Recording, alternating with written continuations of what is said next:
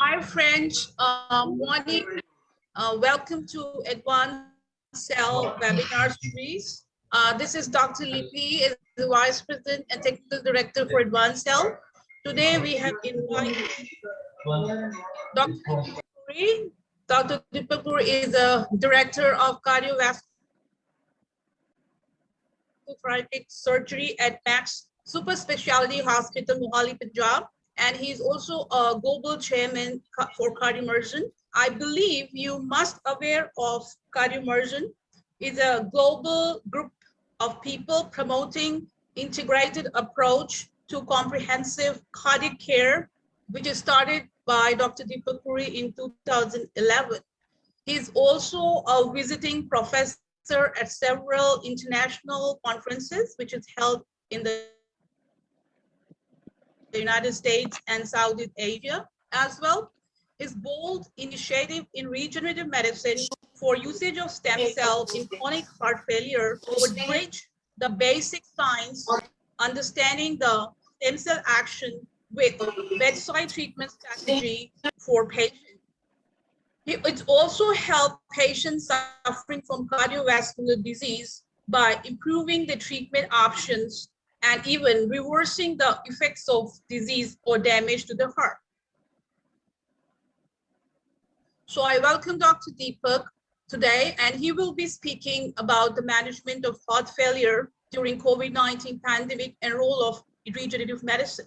So this seminar will gain the broader knowledge of cardiovascular system and how the cardiovascular system is affected by COVID-19 and how it is managed with the clinical challenges and what's the role of regenerative therapy in this management of COVID-19 patients with the stents and role of stem cell in heart failure.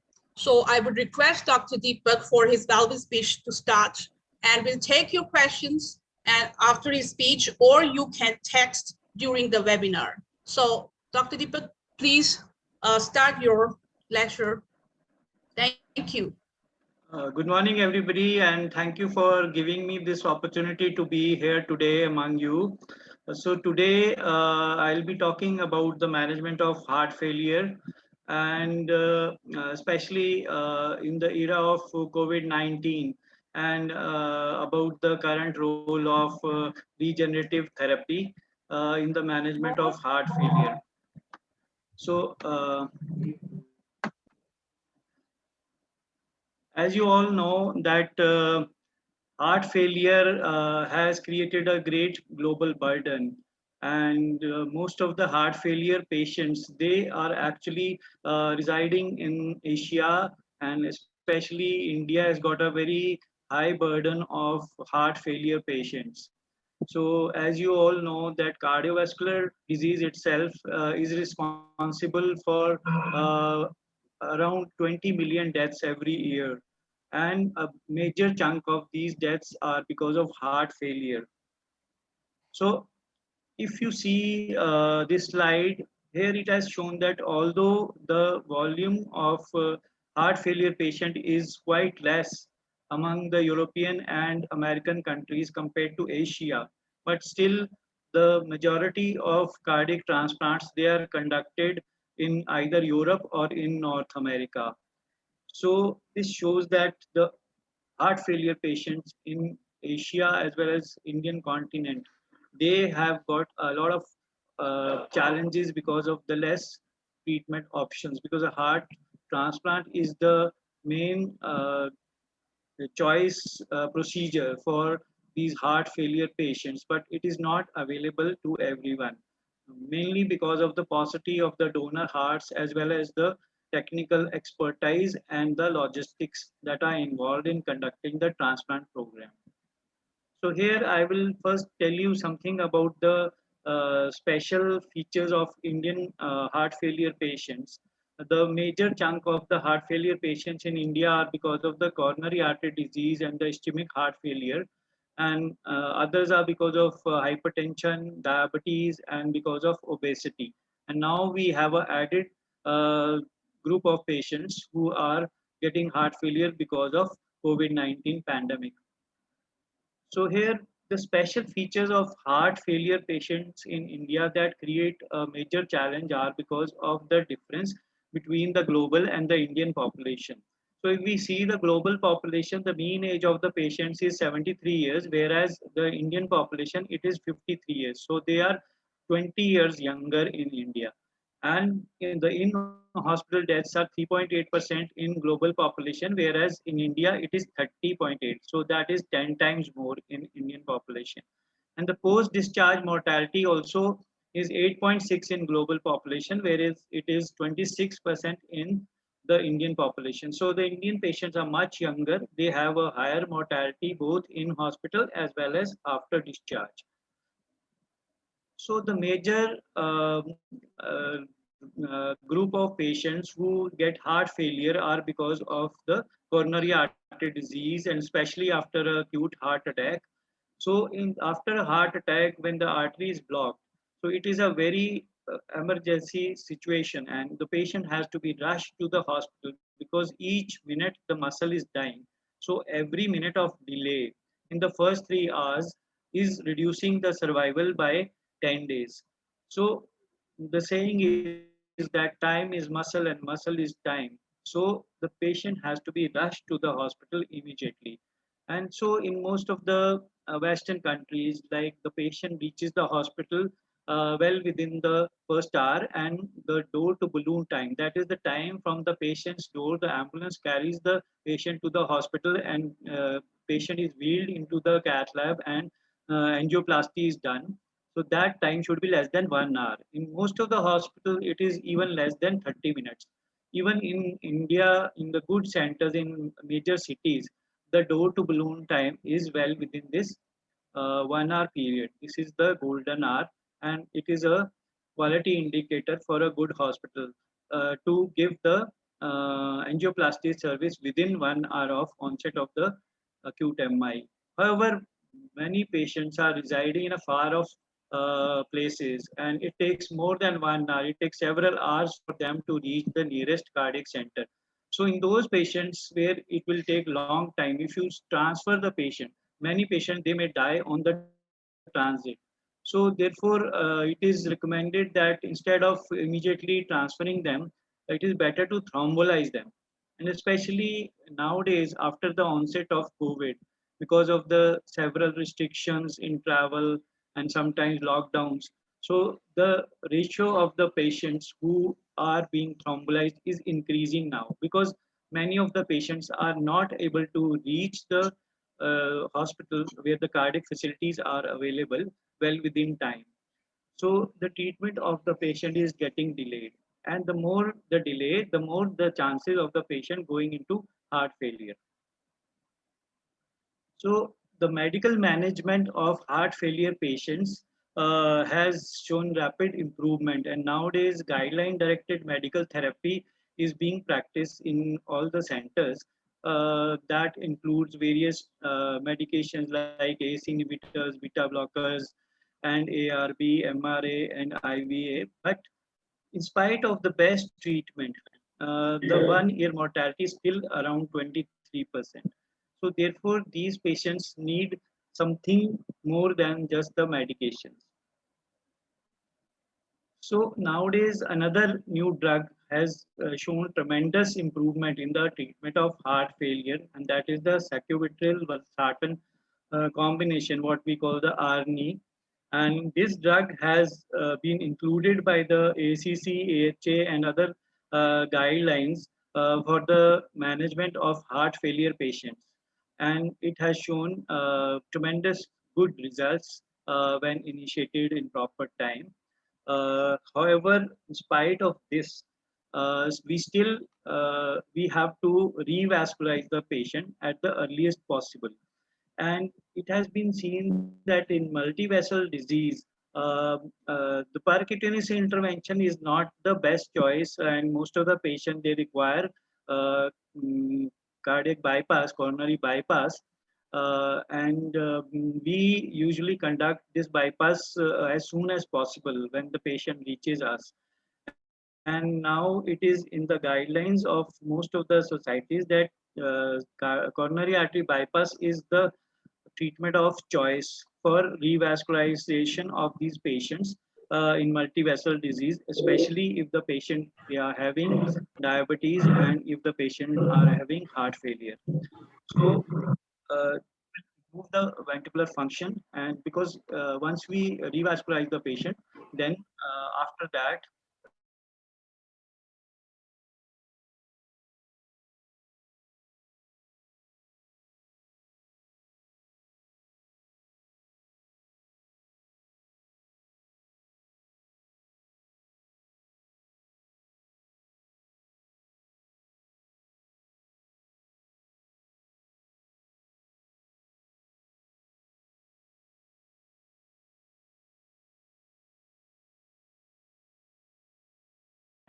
however, if we have to operate these patients on beating heart, more skill is required, and these patients are more sick. So only those patients who are well experienced of pump surgeons, they are able to conduct the surgeries, and the results are very good. And we have seen that there is a tremendous improvement of the left ventricular function if the viable hibernating myocardium is there. So here we see that in this group of patients with heart failure, there's a group of patients who may even go into cardiogenic shock. And these patients, they need immediate revascularization. Otherwise, they are going to die.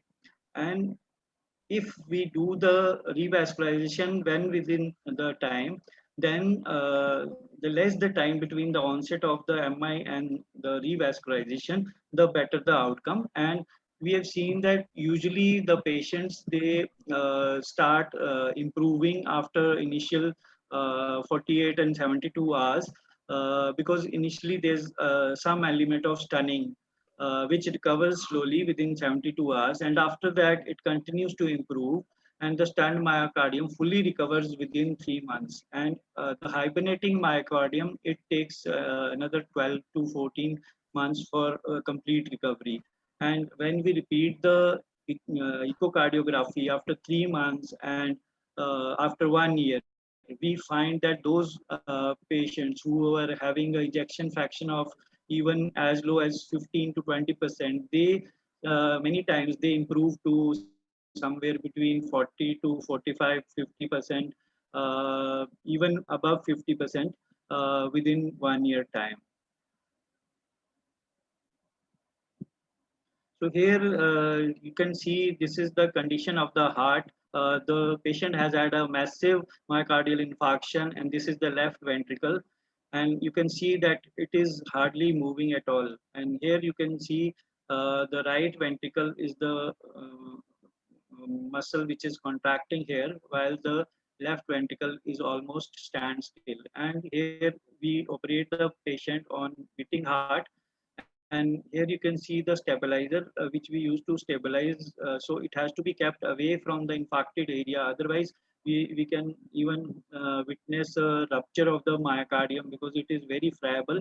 And we quickly revascularize the patient, and after surgery there may be some incidents of initial stunning, and patient may sometimes have arrhythmias which we control by medication with a combination of beta blockers and myodrone.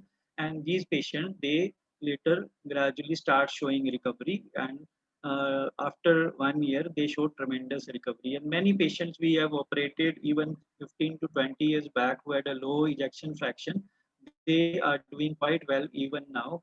And in between those patients who are lost in follow-up, sometimes they come back to us with another fall in the ejection fraction because they either stopped their medication or they were not properly taking their medication. So again, we have to optimize their medication so that their ejection fraction improves. So this is the category of heart failure patients who have ischemic heart failure, and this is how we treat them. So another important tool we have with us is the intra-aortic balloon pump, which helps in tiding over the acute crisis when the patient is having cardiogenic shock and is having severe heart failure. we insert the intra-aortic balloon pump into the aorta through the femoral artery, and then this remains there for another 5 to 7 days, depending on the patient's recovery, and then it is removed. So during that time, we revascularize the patient, and the heart starts improving. Then we take it out. Other options that we have are is the cardiac resynchronization therapy, in which we insert the biventricular pacing, and with that we can sometimes insert the AICD also in patients who are having arrhythmias. So this helps in improving the ejection fraction and improving the heart failure of the patient. Then we have the artificial heart, various variety of ventricular assist devices and complete total artificial heart. And then the next option that has been on the forefront for more than a decade now, and various research have been conducted throughout the globe, is the use of stem cell in the therapy of heart failure patients. So this has undergone various trials, and initially people used to use skeletal muscles, and later on then autologous bone marrow and adipose tissue, they were used for treatment of patients with heart failure. And it was thought that stem cell therapy holds a very promising role in the treatment of heart failure, but somehow it has not been able to come up to the expectation till now. Because although many studies have shown that it improves the ejection fraction, it improves the symptoms of the patient, the quality of life of the patient, but which type of stem cell to be used, and what dose of stem cell to be used, and which route of stem cell to be used, that is still quite debatable even now. And it was seen that the stem cells, they have a very low survival once they are injected, because most of the people, they what they were doing is that they were injecting it intravenously, and it was seen that they don't even go to the target organs, and there's no way that they can stick there. So the dwell time was very low, and the survival was less than 40, less than 70%, and they used to die within 48 hours. 70% of the cells used to die within 48 hours. So this was because the infarcted myocardium did not have any vascularity. So the nutrition of the stem cell source was not there. So various other improvements were thought, and it was thought that needs a proper regenerative therapy, in which combination of cells should be used, and cells can be cultured so that a proper dose of the cells reaches the target organ, and we can use the help of scaffolding and gene therapy so that we improve the uh, uh, proliferation of the stem cell and the actual result. So most of the studies, apart from intravenous, when it was found that it doesn't show much improvement, then people started using intracardiac injections in the infarcted artery. The blocked artery used to be injected with stem cells, and we used to wait for the stem cell to act, but it was not sure whether the stem cell will stick to the infarcted muscle, or just they pass through the bloodstream. So it was also used for intramyocardial injection by surgeons while performing surgery. The infarcted area was injected by stem cells on the peripheries, and then it was found that there was improvement in the function of the heart, as well as there was a improvement in the angiogenesis, and the myocardial muscle proliferation also was noticed. But the main effect was because of the paracrine effect, and it was thought that paracrine effect is the main which improves the function of the myocardium. So while all this was going on, we last year in 2019 there was the onset of the COVID pandemic, And because of the COVID pandemic, there has been changes in the management of heart failure as well as the number of patients who get heart failure. So the next part of my presentation, I will discuss what changes we have seen in the last 1 year. So in the last January, there was a rise in certain infection because of the COVID, which was uh, recognized by the uh, WHO, and pandemic was declared. And we have seen that while the initial high number of patients were rising in China, Italy, US, India ranked quite low. But later on, India started having a surge, and we reached a peak after the breakdown. So another aspect which was seen was that these viruses, they undergo mutations, and because of this, new strains keep coming. So initially we had a peak. It was thought that we adopt the hammer and dance policy, that first we do a lockdown and then we relax the lockdown depending on how much the incidence of new COVID infection we are having, so that the virus can be prevented from spreading into the community. So initially last year we did reasonably well, and we thought that probably Indians, they have controlled the COVID very well. But later on, uh, we saw very drastic resurgence of the second wave. And during this, because we started uh, stopping the precautions that were supposed to be taken, because of that, we saw very drastic increase in the number of new cases, and which rose to more than 4 lakh in April and May. So that was the time which was very scary for all of us, and we saw a huge volume of heart failure patients also. This included the patients whom we had operated before, who were having bypass surgery done, and who were with us in follow up, and many of them also contacted COVID, and many patients who were undergoing treatment for hypertension, diabetes, they were found to be at a higher risk of getting COVID, and they even had more complications. So we had to formulate new policies and new techniques for dealing with these patients. So here you can see that the first peak, which just touched barely, it was below 1 lakh. Next peak, it touched more than 4 lakh population. And even in the world, there have been repeated new peaks sporadically in different countries. And then we see a lag between the peak overseas, and then after few months, the peak starts rising in India. So now WHO has declared India as a endemic area for COVID. So we have now to accept that it is going to stay with us for a long time, and we have to know how to deal with this. So if we see that the COVID patients, almost 30%, they don't have any symptoms, and rest of the around 56% patient, they have few symptoms, but they don't need any treatment.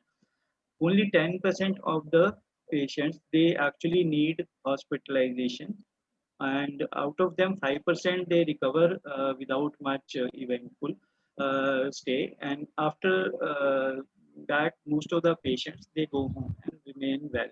But many patients, they have been seen to stay in the ICU and require ventilatory support.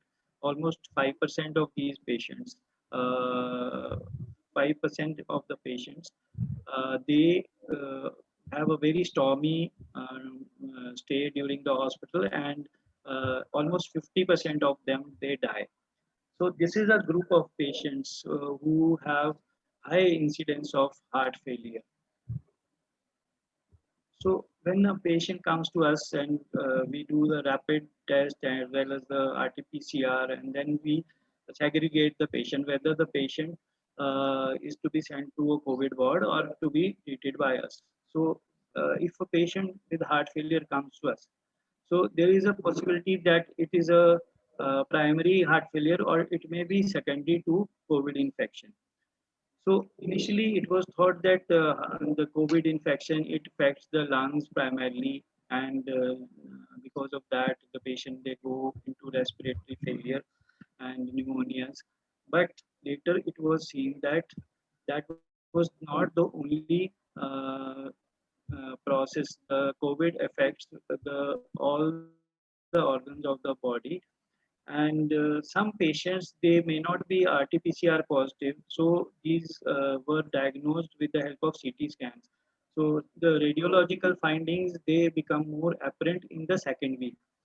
So these patients they were diagnosed on clinical basis as well as with the CT findings. And then some patients they develop complications because of COVID, and these include pneumothorax, pneumomediastinum, and sometimes total destruction of the lung and ARDS. So these were the patients who are more likely to also have heart failure. So it was then seen that these COVID infection can affect almost any organ of the body. And then we have to find out ways to deal with this infection, because whatever treatment options we were having, they were not sufficient to treat these patients who were in the ICU and who were deteriorating rapidly. So there were three stages of this COVID infection. First was the viral response, which used to settle within a week or so. And next was the pulmonary phase, in which the CT findings used to become prominent and the patient used to still recover within 2 3 weeks. And then a third stage was the post response, in which there was a severe inflammatory response, in which there was a rise in the biomarkers, and it was seen that these were the patients who had a rise in cardiac biomarkers also, and they were the patients who had the highest risk of mortality. And these patients, it was seen that they have a very stormy course, and later on also the long-term effects of these patients remain for a long time. So these patients were initially they used to have ARDS, and then they had myocarditis, and even they some patient they had a cardiac arrest, and later on they had pulmonary fibrosis, and then fibrosis of the myocardial muscles and permanent heart failure. So the role of regenerative therapy was thought during this process, and it has been seen that the mesenchymal stem cells they had a very good pro-inflammatory modulation effect. So they were thought that why we can't use them for treatment of these patients. So initially the standard guideline treatment, which included hospitalization guidelines, which patient should be sent to which category of healthcare services, and then which patient should get the medical management, and which patient require oxygen, which patient require antiviral therapy, and which patient require uh, the steroids. So this has been from time to time modified, and we have been all following these guidelines. But even despite the best treatment, almost 50% of the patients they used to die because of respiratory failure and heart failure. So then we started identifying the patients who are at risk.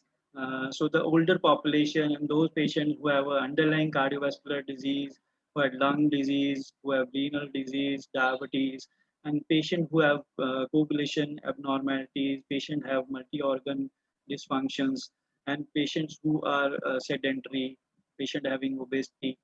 They were the ones who were more likely to get severe COVID complications.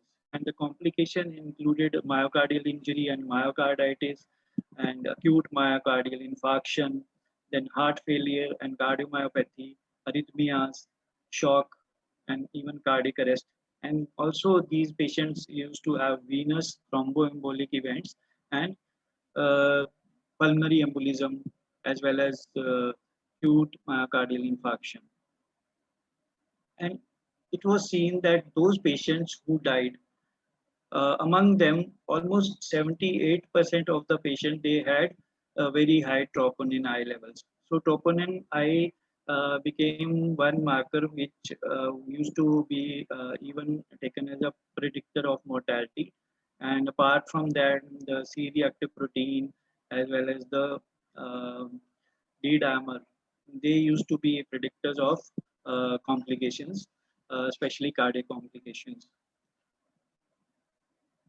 So if we see that there is a very close correlation between the heart failure and the COVID infection. So the heart failure itself, the primary uh, patient having heart failure and cardiovascular underlying disease, they are more prone to have COVID infection.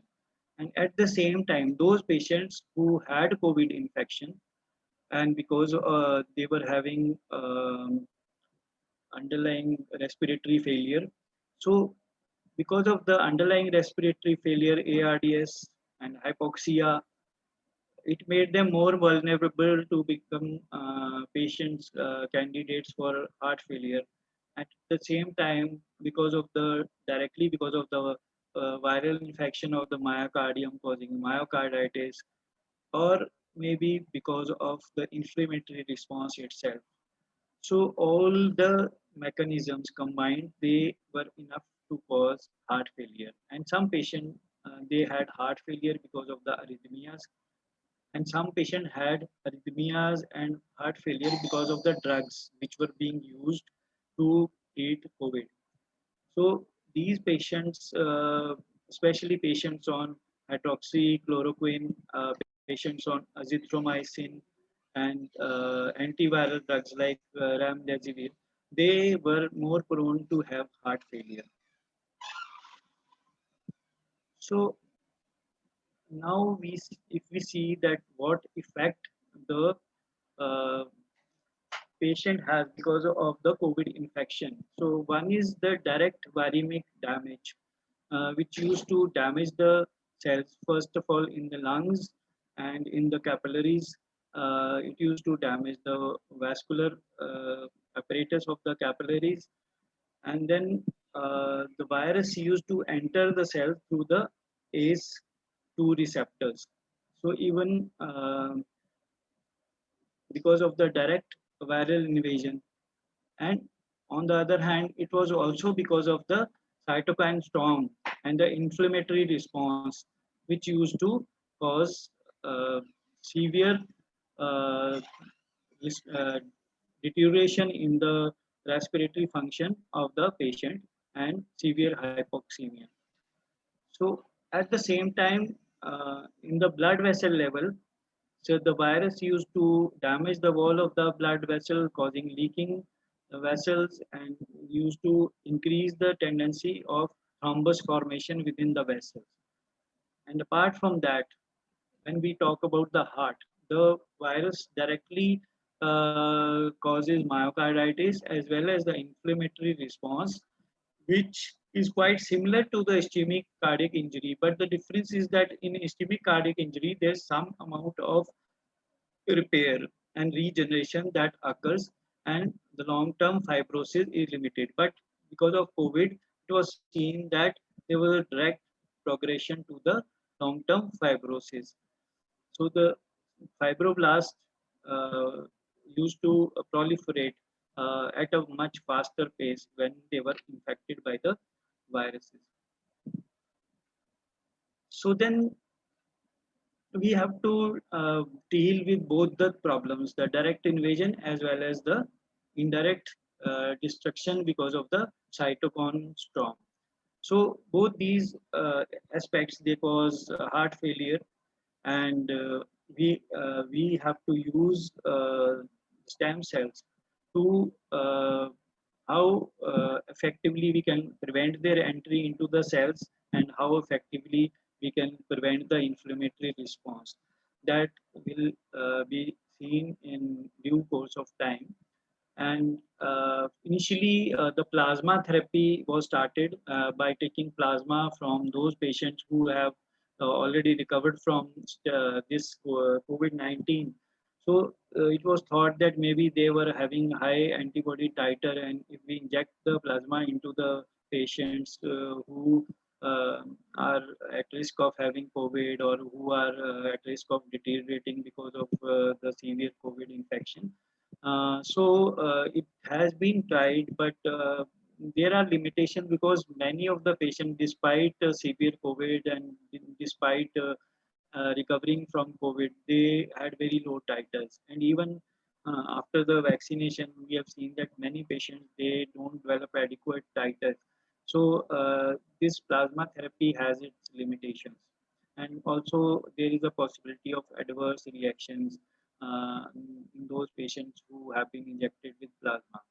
So then already we have vaccine, and we are trying that the whole population gets vaccinated, and it should give good immunity to the population. And because India has got a very dense population, so if we have to immunize, it is a huge task. So we have to immunize all the patients, and now 2 doses of immunization, they are essential. Uh, People, they are thinking about possibility of booster doses, but till now it has not been allowed, because there's already shortage of vaccine. And first, the primary aim is to ensure that every person gets vaccinated. So then we have to study the role of regenerative therapy. So even during this crisis, the FDA even relaxed the recommendation for guidelines for use of stem cells and regenerative therapy, because 50% of these sick patients, they are at risk of mortality. So it is a desperate move that we should try our best to uh, hasten the treatment of these patients, and anything that can work should be tried.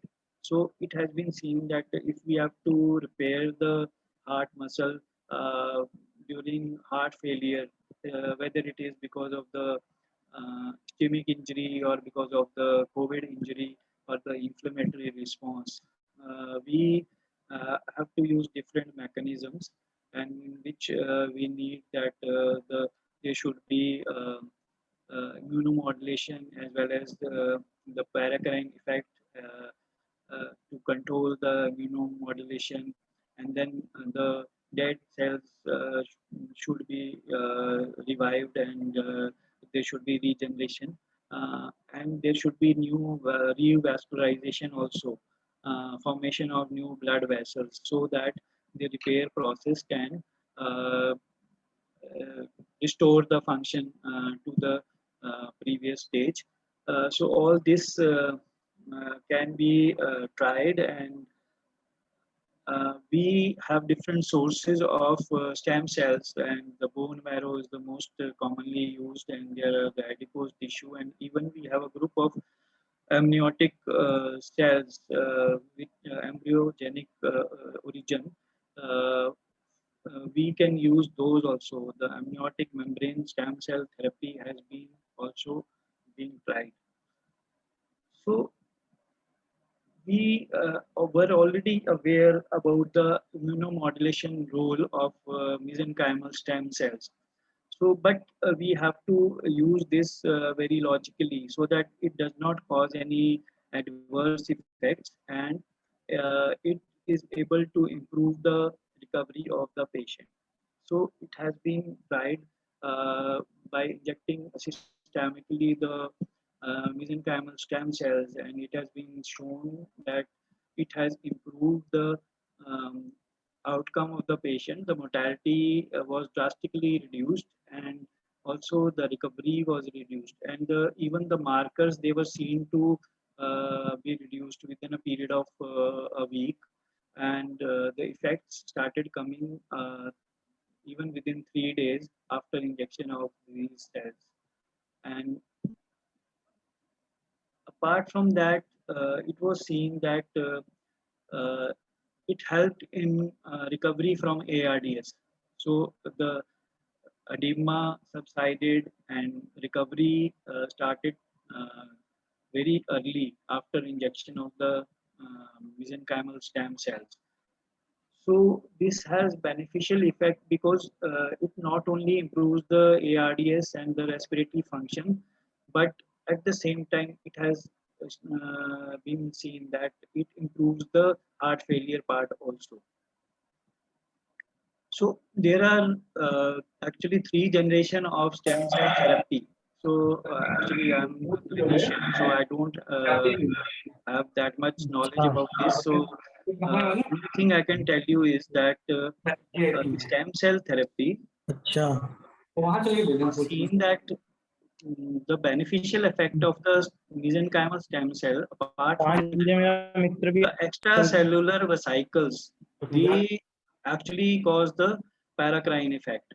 So it was thought that instead of having the cow, if we have the milk, so we can get more benefit directly from the extracellular vesicles. So there was a process in which we were studying the extraction of the extracellular vesicles, and in some way if we can inject it into the ill person, and then we can get the maximum benefit out of it.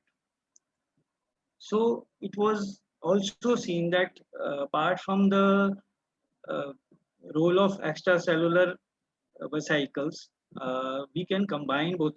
Then we can combine the mesenchymal stem cells as well as the these extracellular vesicles, and this combined therapy can give maximum benefit to the patient.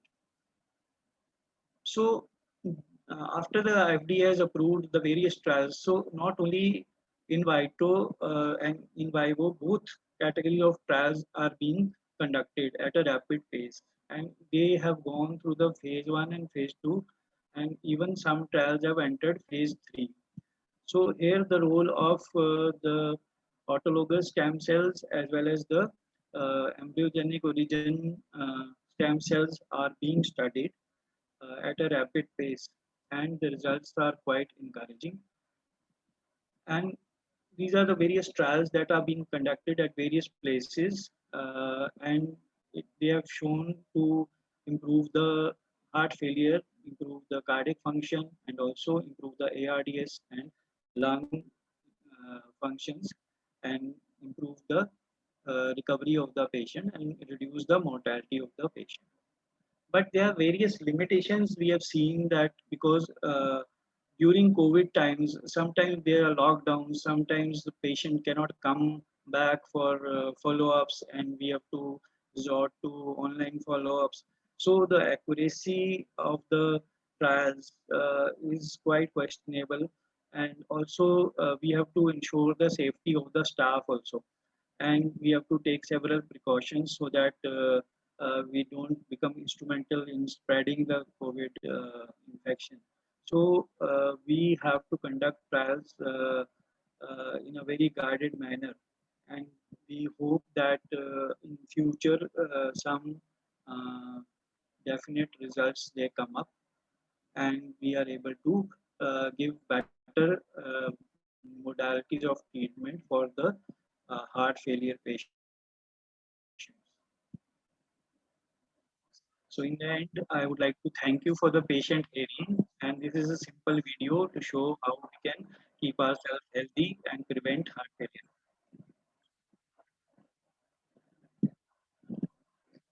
Thank you very much, Dr. Deepak.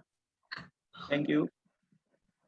Thank you very The much. summary is that So, prevention is the best, and we have few modalities under our armamentarium, but still a lot of research is required to get a final solution to this problem of heart failure, especially in the COVID times.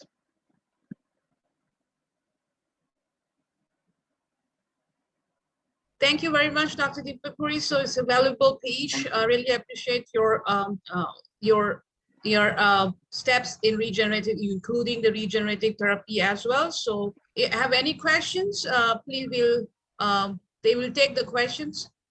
Yeah, one question is here. Is it possible to regenerate cardiac tissue?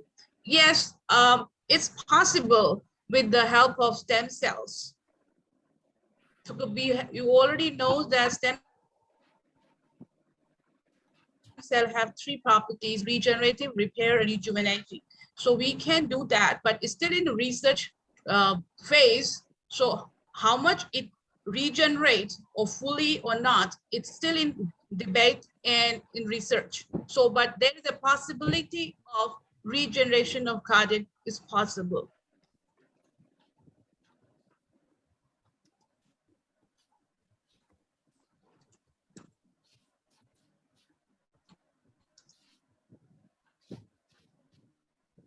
Any more questions, please?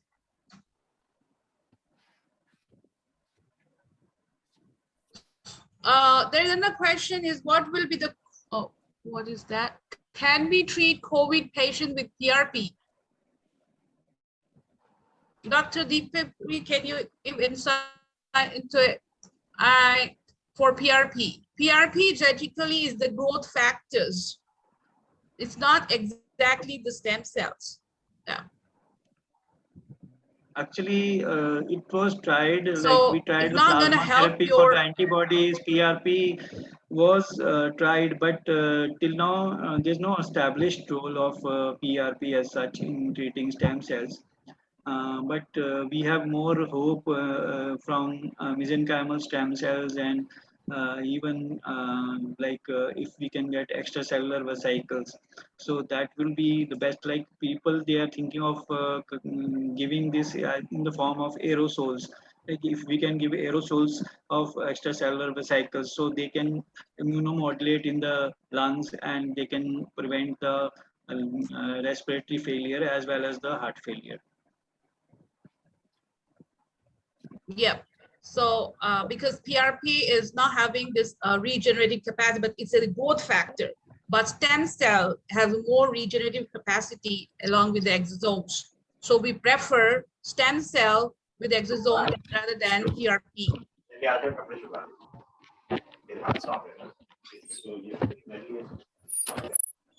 Another question, can we do with autologous stem cell with adipose tissue? Yes, we can do. Which indication you are asking? Can you please let us know?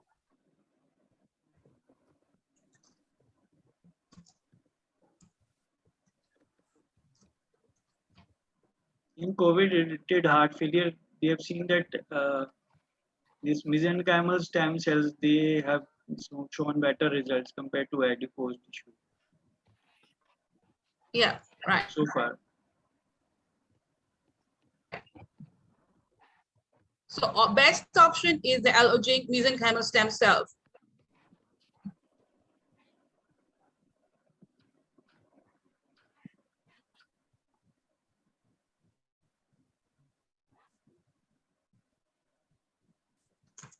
Any more questions, please?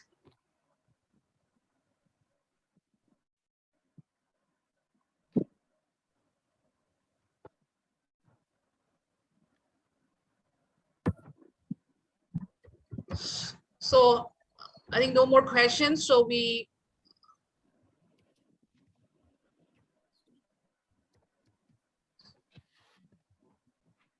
yes, we can have that.